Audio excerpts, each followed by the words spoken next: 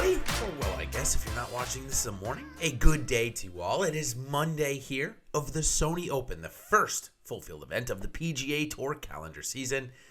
As we transition from the beautiful island of Maui and a hotly contested Tournament of Champions with very, very low scoring, 25 under the winner from Harris English, as they jump on a puddle jumping little plane ride over to the island of Oahu. Now, could, I guess, take a normal flight if they want to, but one of the cool things to do there from Maui to Oahu is take that little puddle jumper over. But if the wind is blowing, it's going to be more than a puddle jumper. It's going to end up like a thrill ride.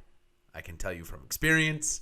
So if you're not into thrill rides, you might not want to do that when you visit the islands of Hawaii. So in any case, it is the Sony Open, one of the longest standing tournaments on the PGA Tour. It's been around since the late 60s. It hasn't changed venue since. The venue, well, I'm glad you asked.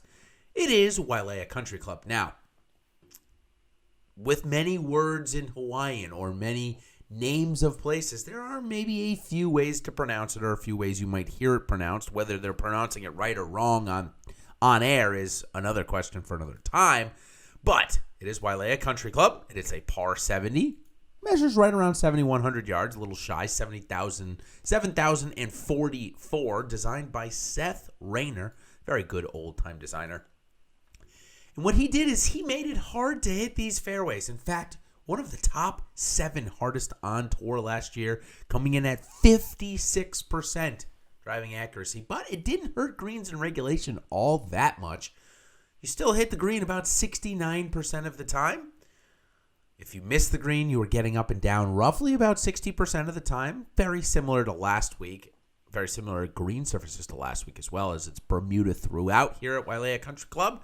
And the last thing I'm going to tell you is a lot of drivers are taking off these tees, however. It did have a driving average above 300 last year, so certainly something to keep an eye on.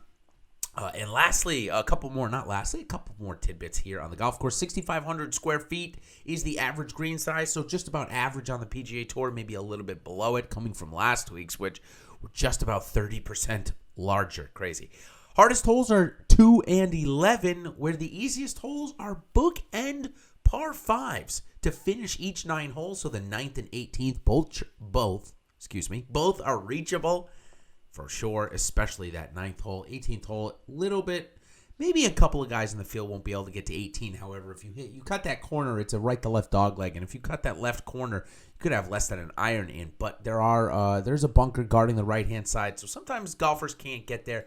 Certainly on 9, though, with a good drive, you can do it. The only 2 par 5s on the course. Top DFS score last year. Cameron Smith, he won with 116 points. However, I'll say with a word of caution, if you will, that very similar to Maui last year in the Tournament of Champions, the weather was a big, big factor. It kept the winning score. I mean, you saw the winning score last year, minus 16 or something like that, where we had Harris English win at minus 25. Well, I suspect something similar. Again, it's very early on in the week, of course, to try and predict weather and all that. But if the weather stays somewhat similar to what we saw this past week out in Maui, then I can expect the score to reach back into the 20 unders. A lot of winners in this have come in that 20 under range. And specifically for the first 2 days, it looks like we're going to have very little to no wind. Again, it's early on in the week, so we can't really say that for definitively sure. But again, I expect scoring to be very good. Okay, now, who's going to be scoring very good on this golf course? Well, there's 132 players in this field at the Sony Open. Again, we're a little late on daylight time here during this time of the year, of course, before we get to that spring ahead.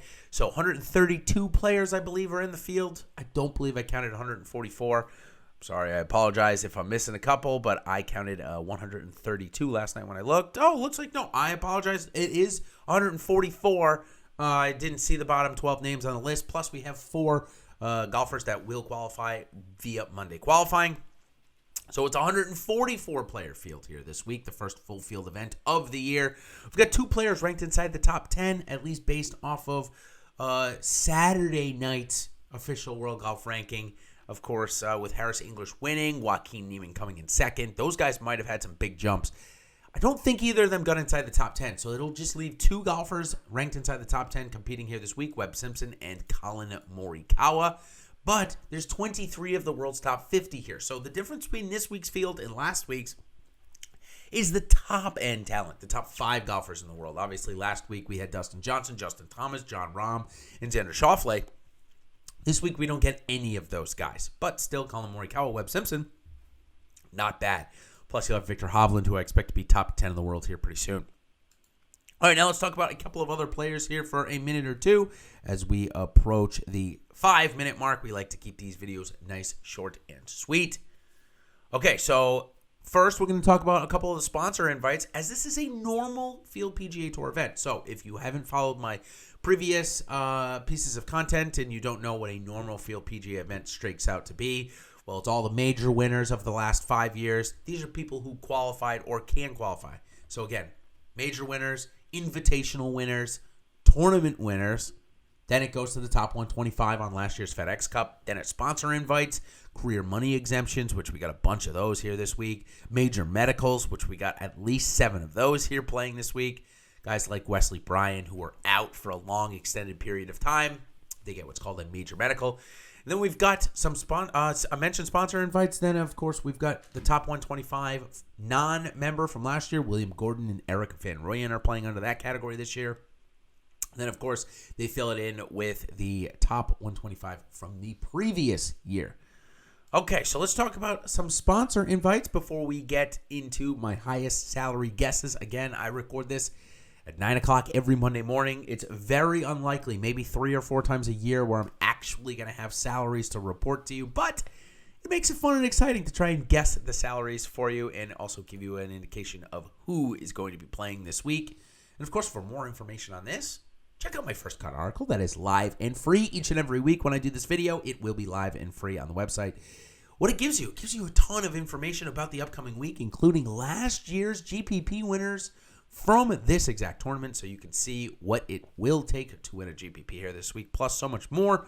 It's in the First Cut article on Awesemo. And, of course, if you're looking for this in podcast format, this awesome video format where you see my ugly mug and how cold it is in Florida here, I got a sweatshirt on here early this morning. But if you're looking for it in podcast format, go ahead and check out the Awesemo Podcast Network by visiting awesemo.com/podcast, and then you'll be able to click on all of your favorite sports and download through your favorite podcast provider. So go ahead and do that. Also, want to make you know, like and subscribe to our channel here as we make a push to 50,000 subscribers. A lot of you, we thank you so much for that. And of course, it's going to notify you and let you know when these videos go live. So, okay, let's go over a couple of the sponsor invites here, as we have a couple of interesting ones. We'll talk about the most interesting one first. I guess I'll get it out of the way here right off the bat. And that's Takumi Kanaya. He's a top-ranked amateur who turned pro in October, has done very well on the Japanese tour since turning pro in October. In fact, he's risen all the way to 125th in the world in just 4 short months, matching rises of guys like Colin Morikawa, Victor Hovland. Now, does he have as much talent as these guys? Well, we don't know, because again, he hasn't played much golf over here in the States. So excited to see him play here this week.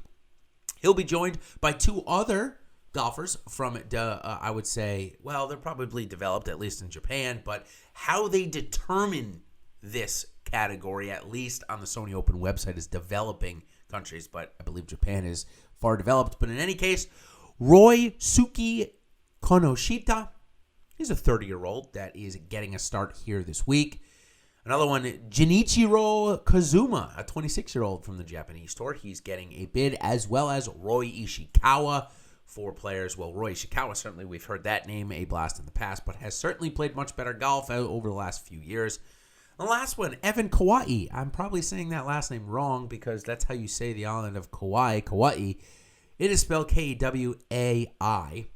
You can tell me in the comments right below how to actually say that. But he's a sophomore in San Diego. He's from Honolulu, so he's going to get to tee it up along with Y.E. Yang, former PGA Championship winner, and Shane Burtish, along with Mike Weir and Parker McLaughlin.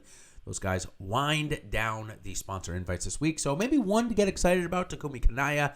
Others certainly probably a afterthought here for DFS rosters this week.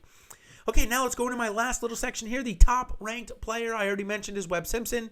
And we're going to go for some highest salary player guesses. Now, Webb Simpson had a pretty decent week last week. Came in 17th, but really struggled off the tee. I suspect with his great course history, back-to-back top 5s, and before that, 3 straight top 13s. I should say tied for 13th. He came in 13th three straight years. Crazy. Anyways, I have him coming in at 11,000. I don't think they're going to bring him above it. His odds to win, I believe, are 13 or 12 to 1. That might even bring him below 11,000, but DraftKings doesn't typically do that. So I expect him to come in at 11,000. Second highest priced guy I expect to come in is Patrick Reed. I expect him to come in around 10,800. Then it gets a little tricky. I think they could go 3-race. They could go to Harris English, who obviously is coming off of a win, has played well on these seaside courses. I got them sliding him in at third, 10,400. Then Colin Morikawa at 10,200. Then Victor Hovland at 10,000. And not too far behind, 9,900, I got Daniel Berger. This field is very strong, so I suspect that starting at 10,000 all the way down to, say, 8,600, they might have a golfer at every $100 increment. You know, you got Cam Smith, who played decently last week, defending champion. I suspect he'll get into the mid-9s. So a pretty strong center of this field. Maybe not strong on the top end, but certainly strong in the center. So that will do it for my course and player preview for the Sony Open and Wailea Country Club. It is set to be another fun week. DraftKings has put out another $200,000 to first place contest. And, of course, we'll be looking forward to so much more. So until next time, everybody, thanks for joining my course and player preview, and we will see you on the other side. Cheers.